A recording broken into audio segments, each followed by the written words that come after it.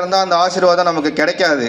நான் அந்த மாதிரி பாவத்திலையும் மற்றவங்களை கஷ்டப்படுத்திட்டு ரொம்ப மோசமாக இருந்தேன். அந்த நேரத்தில் எனக்கு நான் பாவத்தில் இருக்கேன்னு நான் அறிஞ்சேன். இது பாவம், நான் செய்கிறது பாவம் தெரியும் போது நான் எப்படி இந்த பாவத்திலேருந்து விடுதலை ஆகிறது, யார் என்னை காப்பாற்றுவான்னு நான் தேடும் போது நான் கண்டுபிடிச்சது ஆண்டவரே இயேசு கிறிஸ்துவ தான். நான் அவர்கிட்ட மன்னிப்பு கேட்டேன். இந்த பாவத்தை நான் விட்டுடுறேன், இனிமேல் இந்த பாவம் நான் செய்ய மாட்டேன் அப்படின்னு சொல்லிட்டு நான் அழுது அவர்கிட்ட மன்னிப்பு கேட்கும் போது அவர் எனக்கு விடுதலை கொடுத்தாரு. அவர் விடுதலை கொடுத்ததுக்கப்புறம் நான் செஞ்ச வேலை எல்லாமே என்கிட்ட இருந்த நெகட்டிவிட்டி, அதாவது என்னை சுற்றி இருந்த நெகட்டிவிட்டி எல்லாம் போய் ஆண்டவரோட ஆசீர்வாதத்தில் இப்போ நான் எந்த வேலை செஞ்சாலும் நல்லபடியாக நடக்குது. அது எந்த ஒரு கஷ்டமோ இல்லை. மனசில் ஒரு மனுஷனுக்கு முக்கியமானதே நிம்மதி, சமாதானம் தான். அந்த சமாதானம் தான் ஆண்டவர் இப்போ எனக்கு நல்லபடியாக கொடுத்துருக்காரு. இது நான் ஆண்டவரை ஏற்றுக்கிட்டு நான் உங்களுக்கு சாட்சியாக சொல்கிறது.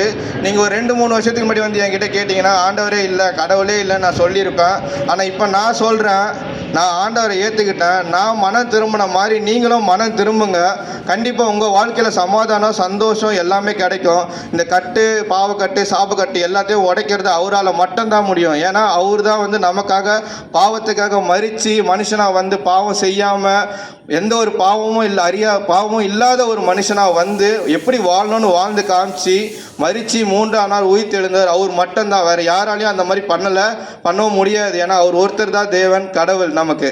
அவரை நான் ஏற்றுக்கிட்டப்ப இப்போ என் வாழ்க்கை நிம்மதியாக சந்தோஷமாக இருக்குது. இது என்னோட சாட்சி.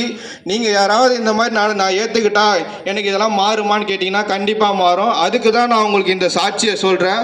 உங்கள் கிட்டே இருக்க எல்லாமே கண்டிப்பாக மாற்றுவார். எந்த ஒரு கட்டில் இருந்தாலும் எந்த ஒரு கஷ்டத்தில் இருந்தாலும் அவரால் விடுதலை கொடுக்க முடியும். ஆண்டவர் ஒருவரே மெய்யான தேவன். நீங்கள் அவரை நம்புங்க, கண்டிப்பாக உங்களுக்கு விடுதலை உண்டு.